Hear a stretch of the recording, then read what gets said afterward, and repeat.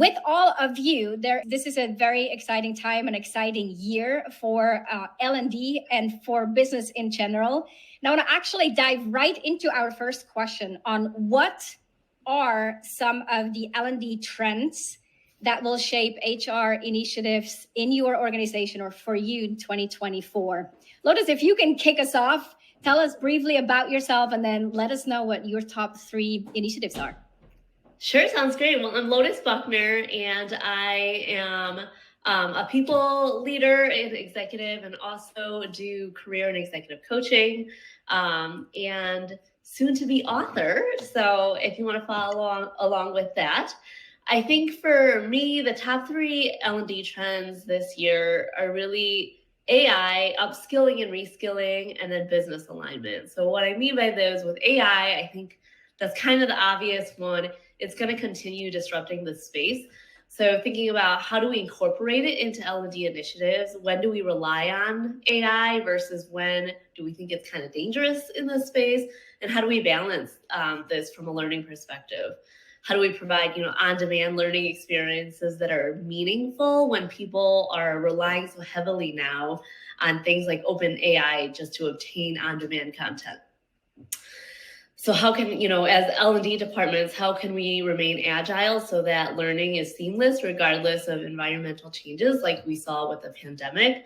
And how do you shift from in-person to remote to hybrid, back to in-person, back to remote, and really being able to be flexible in that space? And then I think upskilling and reskilling, how do we continue to make sure that our workforces have the knowledge, skills, and abilities to be successful in the future as their roles change, right? We saw this over the last several years. How do we reskill so we don't encounter the layoffs of 2023 that a lot of companies experienced? And then lastly, business alignment. What I mean by that is, how do we align our L&D efforts with business initiatives and really show the ROI, the success rates, the retention of learning initiatives, the applicability to work, the relation to performance, and the impact on the bottom line? So those would be my 3 picks. Love it. And I'm curious to hear how you're going to go about all this as we continue the conversation. Thank you, Lotus, for sharing. Crystal, how about you? Yeah, second to Lotus about AI, but not just AI, also automation, right? I think it's about finding ways to make and find business efficiencies and supporting the business in doing those things, right? To your point about business insights as well, it's making sure that we're finding ways to grow and develop the staff that we have today. That also aligns with the business goals too. That's my second one, because I think when it comes to goal setting and career development, right now, a lot of organizations don't have budget to bring on additional staff or aren't hiring a lot this year. If a position goes away, we may or may not be filling it back in again. And I think just sort of that uncertainty of the first half of this year is going to be one of those things that's going to make us have to lean in harder to making sure that we're thinking about how are we developing people. Maybe the upward mobility is not there. The financial mobility upward isn't there, but maybe we're upskilling or reskilling or seeing how can we get you working more cross-functionally? How can we get you some additional skills that help you grow laterally instead? And then I think the other one is really leadership skills. That's our other one that we're focused on is we have a lot of new leaders.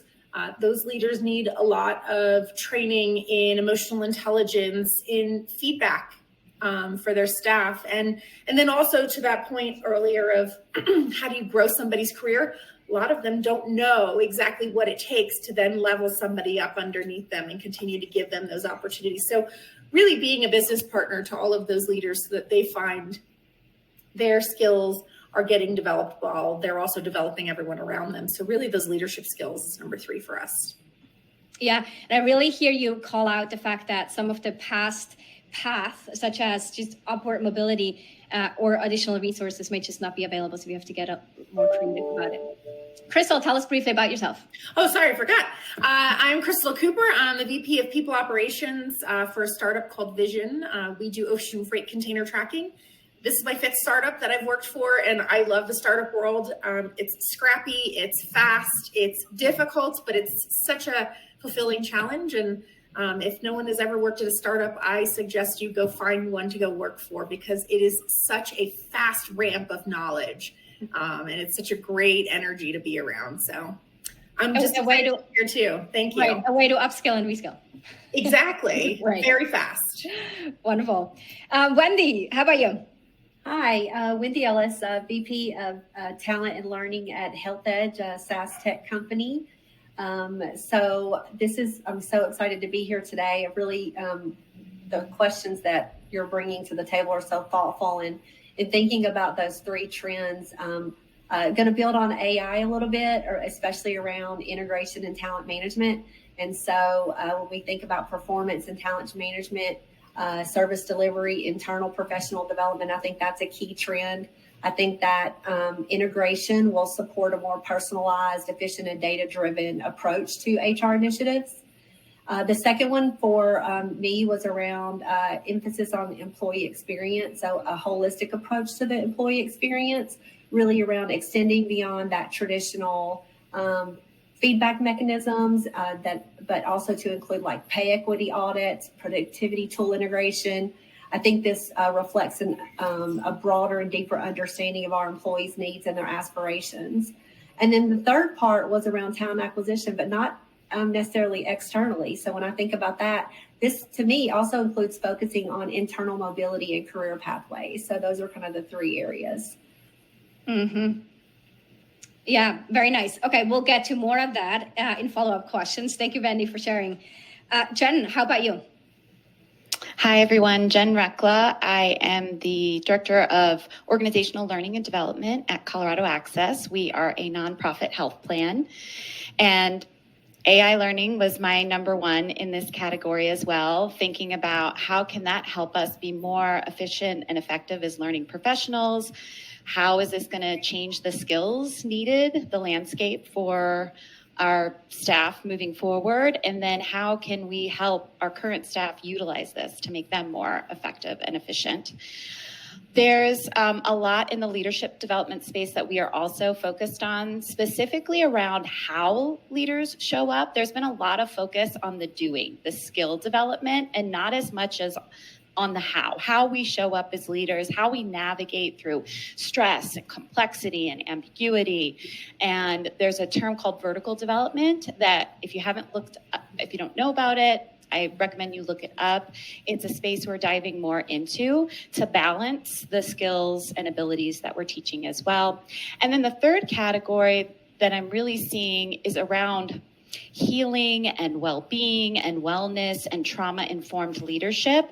We're diving more into this space. There's a lot that's happened over the past few years, and we are noticing that our workforce hasn't really taken the time to heal, and our leaders are not necessarily set up on how to manage through that when they are dealing with employees that have gone through a lot of trauma, whether it's internal to the organization. We're in the healthcare space, so there was a lot that happened during the pandemic over the past 3 years. So that's the third big trend that we're focused on and we're seeing.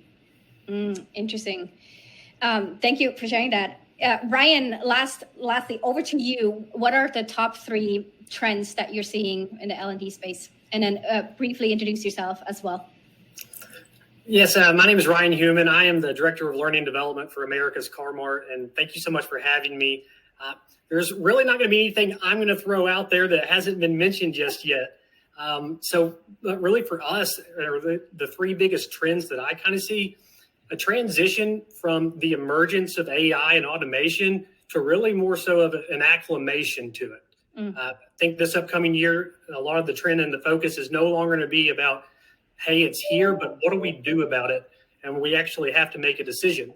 I felt like last year, a lot of leaders that I spoke with from different organizations, some were really embracing and some were kind of sitting back on the sidelines and let's see how this plays out before we really take a stance. And I think that'll really come to the forefront this year, the acclimation piece. I also think the learning experience really becomes a focal point, especially as we look at the evolution of the new technologies, be it with AI and automation. It's really kind of overshadowed a significant evolution from the learner's preference and their learning styles and kind of what their needs are and kind of what they're demanding from a learning experience. So I think learning experience really becomes a focal point and comes to the forefront. And then also kind of from a side effect from AI and automation, we're going to start seeing it almost going backwards to some of the soft skills that were so important previously and really never probably lost their importance, but just weren't prioritized as much, because AI can do a ton of things and some really exciting things. But the competitive advantage that we have as people is our ability from a creative standpoint and a collaboration standpoint and just how we communicate with one another. And so that's really going to be, I think, a focal point from a development standpoint and also moving into the future. You're making a really good point here of balancing the two and not overly focus on one while de-emphasizing the importance of the soft skill, the communication skills, human to human. Absolutely. Right. Since AI, it's been something that all 5 of you have shared here. What are some very tactical or practical things or strategies that you have evaluated and that you're leaning into? It could be tools that you're using, again, plans that you have as it relates to AI or new technology and how you integrate this. Anyone who's ready to share? I mean, I'll jump in real quick here because I think, we all realize that AI can help to streamline, can help to speed up the creative process or sort of get us to that place, right? But I think something, especially to something that Lotus had mentioned earlier, was utilizing AI. How does it come into using it for trainings? I use AI to assist me in starting off from that blank page because I'm not great at that. And where I am today, I probably have developed one new training almost every 2 months here. And what it's helped me to do is do it faster by really bringing more information together. But what it hasn't helped on, and something to really make sure that we're all paying attention to with AI, is that it's not always right. And it's only as good as the information that's going in. And I would urge everybody that if you're using it as a tool to help you, double check it to what else you see out on the internet, because it's not always correct. And the information that it often sends you is sometimes just feels like it's regurgitating it over and over again. It's not actually different from the last time you asked it similar questions. So AI is interesting. And I do find that it really can get you from that blank page. But once you get to that place where you at least have like an outline, it's really up to you to go and source and bring the right information to the table to make sure that it's accurate too. Mm-hmm. Absolutely. And I would fully agree with that. I really think one of the most tedious and challenging kind of processes originally, or at least pre-AI, was that getting it all started, putting something on paper. And really, once you have that can really boost ideas and creativity. And so it's really streamlined and made that a much more efficient, quicker process. But it is absolutely, there's some things that feel like they're regurgitated, some things are not accurate. So controlling that data and that knowledge source is imperative. It's crucial. But really from an instructional design standpoint, and just content development or even curating learning content, it has really made that a much more efficient and faster process, definitely getting the process started. But the revision piece, it makes it even more important now because it can be damaging to your credibility and also the learning experience if you have things in there that are blatantly incorrect or blatantly AI generated. Mm-hmm. Are there any specific tools or things that you're particularly excited to learn about or apply this year? Anyone? Yeah, I can share. Oh, go ahead. Was that Wendy? Yeah, I think we're exploring how we can deliver learning via text messages to using a few different tools right now, and being a guinea pig here to see one of them was understanding AI, and so using that technology potentially, and also How can we use online coaching to provide AI-driven coaching for leaders that is scenario-driven, and to help them get the coaching when they need it in the moment? Because you've probably heard a lot about learning in the flow of work. You can't always make the time to stop and sit through an hour session, but if you can get some support by typing in what you need and it's available to you immediately, and then you may have a deeper issue that you need to connect with your business partner on, but are there ways that we can provide scenario based coaching to help our people managers get the responses they need really quickly? Interesting. I'd love, Wendy, after this panel, I'd love to connect with you and get some resources or tools as well that we can drop into the comments. Absolutely. Thank you. And then Lotus, I think you were going to share something too. Yeah, so I think some tools that I'm excited about is Avo. So that's a new tool on the market. And it really addresses what a lot of people had talked about, where you really want to build a tool that's customizable to your company. So it's not just an AI tool that your employees can just have open source out into the world, but it's confined within your company and allows your employees to really, it's not both from a learning experience and having that AI experience where you can just basically type a question or a prompt and be able to get that internal information right away, but also allowing departments, including HR, L&D, finance, companies across the company to really be able to streamline their processes a little bit better and a little bit faster, and allow that information to disseminate across the organization. Another one that I love is Change Engine is doing a lot of cool work to be able to automate and just make internal communications a lot easier. And then I know everyone probably uses Canva, but they've introduced an AI tool and I'm hoping it gets better. I don't love it yet, but that really helps instructional designers just from a design perspective, be able to get those graphics and stuff without relying maybe on a graphic designer, or some, I know companies still even like partner with marketing. That can be, difficult because their priorities are a little bit different. So those are a few tools that I'm excited about. Mm-hmm. Well, now, when we look at AI, there's one way to address it or to just talk about is how is L&D or HR using it? And then the other question, and they came up earlier in the top trends here, was how do we address this with the entire workforce? How do we get them more comfortable, introduce it, instill it, but also set up policies that are right and are protecting our reputation and our quality of work? What are some of the approaches that you have or practices that enables your people leaders and employee base overall to adapt to the emerging technologies? Crystal. To be quite honest, coming from a smaller startup organization and having this all be so new and having it have come to market so fast, I would be surprised if a lot of organizations have a lot of sort of parameters and guardrails around this just yet. I know that it's been something that's just only recently in the last 3 months, something that's come up where folks are really paying more attention to it. I mean, to your point, Lotus, using Canva is great.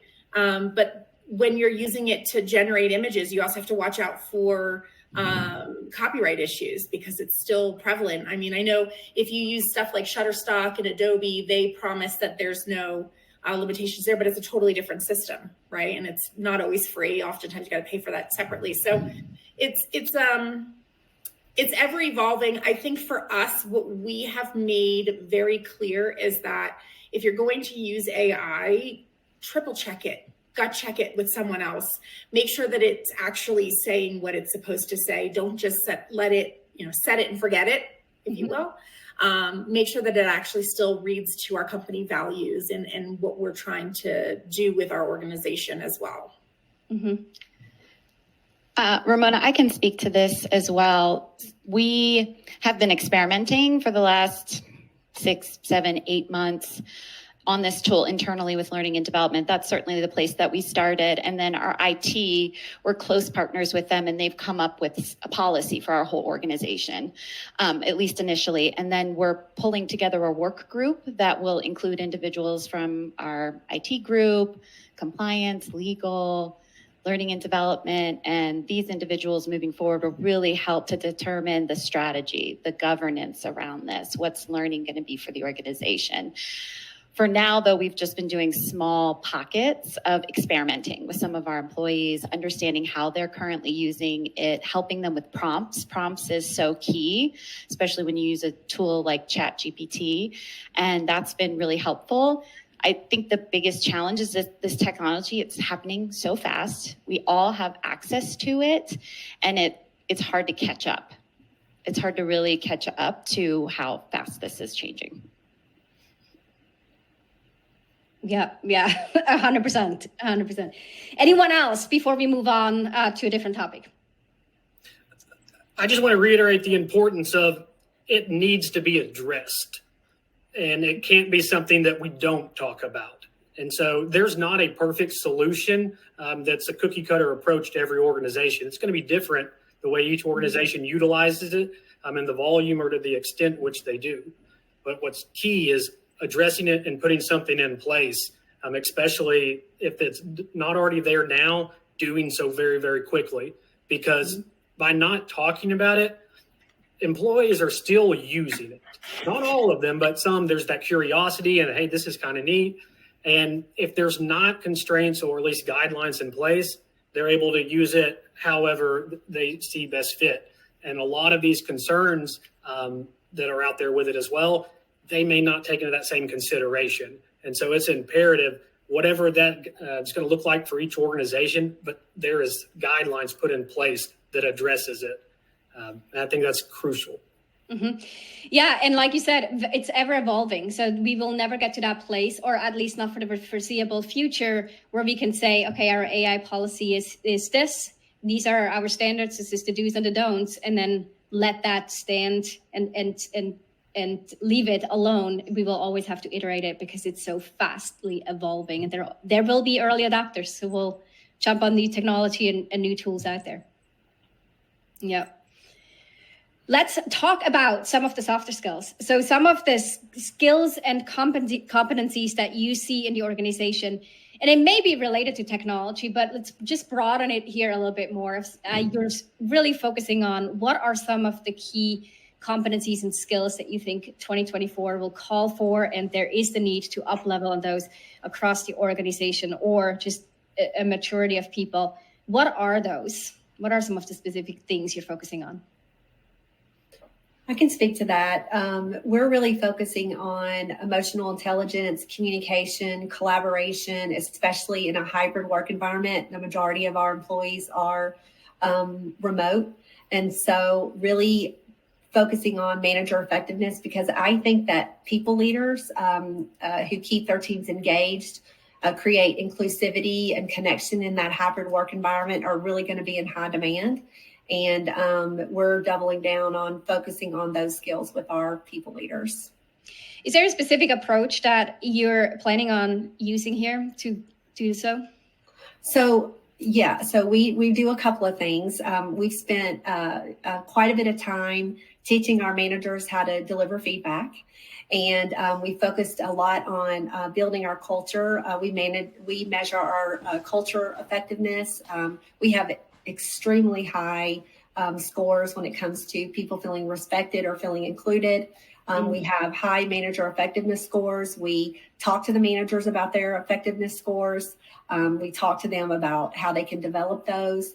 I think our leadership has done a great job with setting expectations around accountability. Our performance reviews have the competencies built, such as talent management and what's expected there. And so it is infused throughout all of our programs that our managers are responsible for facilitating with employees. Nice. Thank you. Who else wants to jump in? It was mentioned a little earlier, and at first it may not seem like a soft skill, but I really believe that it is prompt engineering, because it is communication. It's just not person-to-person communication, but the clarity in which that occurs makes a totally just a huge difference in the actual product and the response that comes out of that. And so I think prompt engineering is going to be something that is novel, it's new, and it is going to be a very high in demand skill. in addition to a lot of going back to the soft skills that were mentioned there as well from a leadership standpoint. Mm-hmm. Sort of like leaning into making sure that the machine is pushing out exactly what we're looking for. Absolutely. Yeah. Giving it clarity. Yeah. I'll second as well here about emotional intelligence. It's interesting because we're 100% remote. I've been 100% remote for almost 7 full years now, I suppose.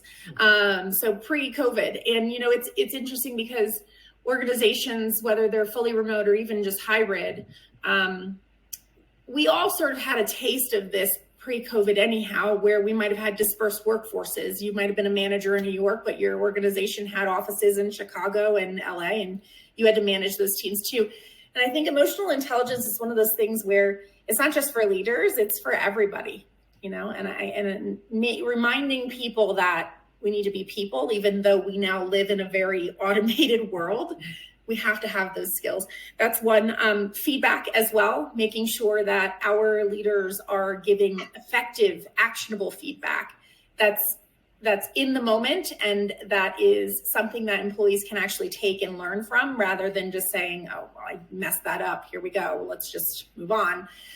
Because I think when you start to think about organizations that are really succeeding right now, it becomes one of those cornerstones is innovation. And if you're not providing feedback, if you're not providing coaching and guidance on how things could have been better, people aren't going to innovate. They're just going to keep doing the same thing over and over again because they think they're doing it right. And so I think that's really important. And then I think the last one is time management. Because teams are working on a lot leaner budgets, leaner staff sizes, and the expectation is to move faster, do bigger. I think time management is something that's really important to just remind people, especially when they're working fully remote. Maybe they've only been fully remote for the last few years. And so really teaching them how to now join an organization fully remote, which would be a big deal for a lot of people, but then also manage their time appropriately as they onboard and get to that place where they can find their pace. Mm-hmm. Great. In our space, we are focused on thinking skills and relationship building skills. So the thinking skills, critical thinking, strategic thinking, systems thinking, agile thinking. I think that pairs really nicely with the AI learning piece too. We're going to need to be stronger in that space. We also are focused on shifting people's mindsets. Right, even around AI, there's lots of resistance and philosophical values that AI learning is combating against with some of our workforce. So shifting paradigms around that, having people lean more into an open mindset, into a growth mindset. And then in the leadership space, the career world has really shifted. The idea about being a leader, that was the next career move, right? Is to be a formal leader. Well, we've broadened that, and you can be a leader whether you have direct reports or not. So expanding the idea of what it means to be a leader and those skills that universally apply, whether you're a people leader or not, like emotional intelligence. Right. Really great points. And I love how you broke this up between the thinking skills and the remaining skills, and include the mindset piece there as well, because so much has to do with adapting and shifting and going through change. Mm-hmm. And that's key. Yeah. I think Lotus, you were going to jump in here. For me, I think there's some overlap, but I think two things that come to mind for me is agility and ethical leadership. And that sounds like some going back to basics, but I think that the pandemic, the racial unrest, the mass layoffs over the last 3 years has really shoved it in our faces that we need to be more agile.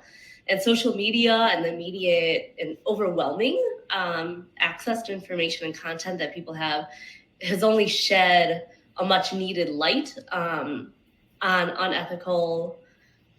unethical leadership that exists within companies. And so I think that's really important to focus on with our leaders specifically, because I think you have to start somewhere, but really that goes across the organization, right? So from an agility standpoint, and from an L&D perspective, I think working on upskilling and reskilling, which we talked about, performance alignment, cross-training, succession planning, going towards like a culture of role shifting and temporary or permanent redeployment so that people feel ready whenever there's an emergency, a pandemic, or any kind of business need, rather than looking at a layoff, right? Like, how do we start having those prevention strategies? So I think really focusing on that is going to help our organizations become more agile. And then from an ethical leadership perspective, that's one thing I think needs to start from the top, right? Whether that's your CEO or your board of directors, this is one I just really feel strongly about, that you need that buy-in from the very top. Are they willing to be developed at the very, very top of your organization? Are they willing to be 100% honest and really work on themselves? Are they willing to have an executive coach, right? That could be one of the strategies that gets implemented. But I think that needs to start from the very top. But I think it sounds like such a basic issue, but it's a huge issue. It's always been. It's just now there's a light that's been shed on it. Mm-hmm. I recently read a statistic that said that I think it's 4 out of 10 people who have witnessed unethical behavior, 4 of them reported it and the others didn't. But it's also the number of people who are witnessing unethical behavior but don't feel safe to then be able to report it without repercussions. I think that's one that's definitely interesting there as a data point. And the other one that speaks to that too is the decline on trust in leadership, and where's that coming from? And of course, we had a lot of things, unexpected news and undesired events that happened that may have contributed to this, but how can we course correct here in the future? Mm-hmm. I'm curious here, as we speak about some of these challenges as well, as a final question, what are some of the headwinds or challenges for L&D that you anticipate and prepare for, or maybe thinking about that may be coming your way in 2024? I can jump in here. 2 that come to mind for me. One is budget, which is like the one that every client I talk to tells me about. It's kind of the number one on people's list year after year. HR and L&D will continue to deal with the challenge of obtaining resources that are necessary to move initiatives forward in a very meaningful way. And then the other, I think, that's really striking me this year is navigating the pressures of best practices or trends versus what's actually realistic for your company, right? You might be even getting pressures from your leadership or maybe even your entire employee base about what you should be doing in L&D, right? Like we've talked a million times about AI that just keeps coming up, and you might be having these pressures to really implement or do something. But I think that the mistake I see clients and L&D departments make a lot is jumping right to that solution, right? Like AI is the new thing, like jumping right in and implementing some kind of AI solution without really understanding what the need of your organization is. So one thing I just urge people to do is go back to basics and do a true needs assessment, right? Like we should be professionals at that in the L&D space. Do a needs assessment for your organization and your company and your culture and your employee population before you jump to a solution. So really understand, why do they want AI? Is it just because it's the new cool thing, or like what problem are they actually trying to solve before you start implementing the new shiny toy? Mm-hmm.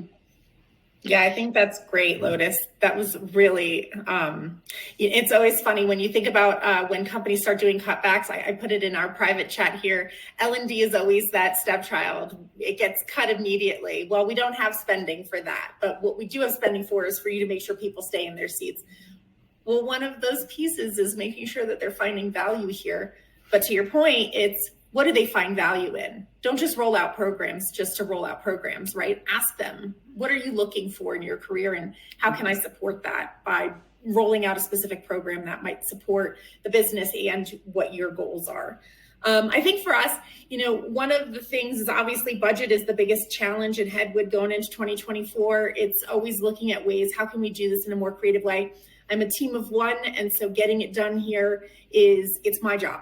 oftentimes I can't outsource a lot of stuff. So one of the things that's recently come to my attention, that's probably been around for a little bit of time now, but LinkedIn Learning offers you free access now if you use your library card. So go out and get your library card if you don't already have one. And then I think the other piece is really, we can launch new L&D programs, but adoption is hard, and people actually putting it into practice is even harder. And I think there's time constraints. There's leaders not promoting learning enough and saying, I'm going to give you this space that is safe and that is saved for you to go and do this thing to advance yourself. And then just making sure that that training really does align to their personal goals and then the company as a whole, because I think you can build the most beautiful training programs. But if they're not something that people can really absorb quickly and that they're actually going to put practice into permanence. So practice makes permanence. I love that saying. It's hard to get them to actually do the thing again. They come out of the training, they're all excited. This is great. But then they go right back into the day-to-day and they forget what they learned and they don't actually put it into practice. One other thing I'll note on there is micro learnings are something that we're starting to experiment more with. Especially here, I find that if I've got to have someone sit for even a 20-30 minute meeting where I'm showing them slides and we're discussing, it's not enough. Where we've turned it into a workshop where we're talking about a topic and then we start to do a little bit of work around it, still not enough. And so I think what we're going to try next, because you've got to always be evolving, is micro learning. So here's a quick 5-minute learning that where I'm going to drop into your team meeting. I'm going to share it with everybody in this small group. You come back to me if you want more. I'd love to build on that a little bit when we think about, the application of what you've learned and how critical it is because of the investment in the employee. And so one of the things we've done with our Emerging Leaders program, as well as our developing people leaders, is the managers are involved. They are on the kickoff call for when we launch a program. They are sent an update after every course that's attended on what their employee is learning. We give them guidance to have a discussion with it, let them apply what they're learning. We need their support. And we're finding that application piece is starting to show up more. And then now we just have to figure out, and I'd love if anybody has any great ideas on that, is L&D metrics, because an NPS score is not going to cut it going forward.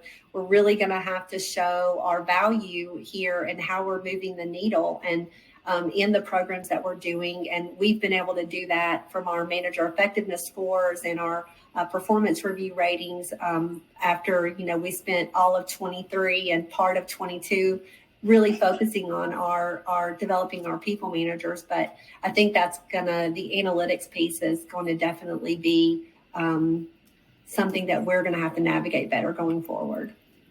But to your point, though, I think that that's something that has always been there. There's no change there, because what we're doing is something that's like a softer thing.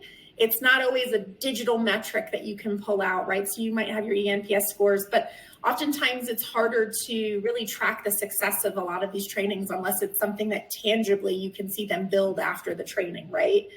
Oftentimes a lot of the trainings that we're sharing are softer skills, things that they can work to improve in their day-to-day, ways that they can improve on how they operate with their teams and themselves. So it is a lot harder to track that stuff, but I hear you. I get that often, as well as how many people attended and how many people started to implement that thing afterwards. I could talk about that all day long. If you ever watch a chat, I have done that a million times, and I think it's really important that we also not shortchange ourselves in L&D, right? Like, I think there are ways that you can align our metrics, and it's really not just about finding like an L&D. I think sometimes we silo ourselves, right? We're looking for like an L&D metric specifically that we can use, that we can share, that's meaningful. But a lot of times it's about thinking about what business metrics am I impacting, and how do we start trending that so I can show the alignment. I love that. Yeah, anyone else wants to add to this? Because this is definitely a hot topic. I would say, like with the micro learning concept, I believe Crystal referenced earlier, that we've been kind of trending and converting our full library, especially with our e-learning offerings, to more of a micro learning concept. But also, even with our in-person seminars that we've offered, we've stretched those out to be more of a blended approach. We still offer that traditional in-person seminar, but there's also virtual offerings now, self-guided. Because when you look at the shifts and the trends of the learners out there now, especially those that are entering the workforce, they've grown up their entire lives with a smartphone, social media, Amazon having deliveries at your door 2 days, then to 1 day, and then some days same day. So they're used to a more of a connected digital world. And so as a result, they expect these similar experiences in the workforce and also from a learning and development. So not only smaller bite-sized learning, but personalization in learning to where it can adapt and be agile to where it's tailored to them, their knowledge, but also what are their goals and ambitions. And so it's got to be quick. It's got to be accessible, preferably mobile friendly. I think just-in-time learning is going to become crucial because the workforce nowadays also is more mobile and migrant. And so it's not as common to see someone stay at the same place their entire career. And so a year or 2 years later, they could be going somewhere else. And so just-in-time learning, giving them some of the, especially systems-based training right there in the moment when they need it, I think that's something that AI can help with, but also is meeting the demands of the learners out there as well. I think to quick tap on that too is neurodivergence in training and L&D. I think coming from someone who I really can't sit through a training that's more than 15 minutes. I can't stay focused enough. Oftentimes I will sign up for something and let it send me the recording so I can put it at the right speed. I can see the captions. I can follow along and I can actually absorb the information. And I think when we can think about all of the different types of learners and the different types of brains we're working with, I think it's important to sort of just note that there. Mm. Final comment. I was just going to say a challenge that we haven't mentioned already, and I'm curious if others are thinking about this too. We're seeing a lot more desire for customization and personalization. I want a path specific to me and my strengths and my skills, and my challenges and my goals. And we have stepped into that space and it's really hard to scale. So that for me is a big focus of how do we do that and still provide that more personalized learner experience and scale it. Right. Well, and this is interesting because I definitely see this trend also come up as across different generations as the workforce shifts and changes, and that personalization becomes more and more important. Now, what I do hope is if we have, or when we have a panel similar to this in a year from now, that not only on the personalization, customization, but also on the tracking of L&D impact, we will have tools in our pockets, AI-driven tools, most likely, that will support with all of that. To wrap it up in one, thank you for the participation in this panel. I think we could have gone on for a lot longer, but I am mindful of all of your times. I know you have busy schedules, and I appreciate you coming together, sharing, having this open conversation and hearing the different perspectives.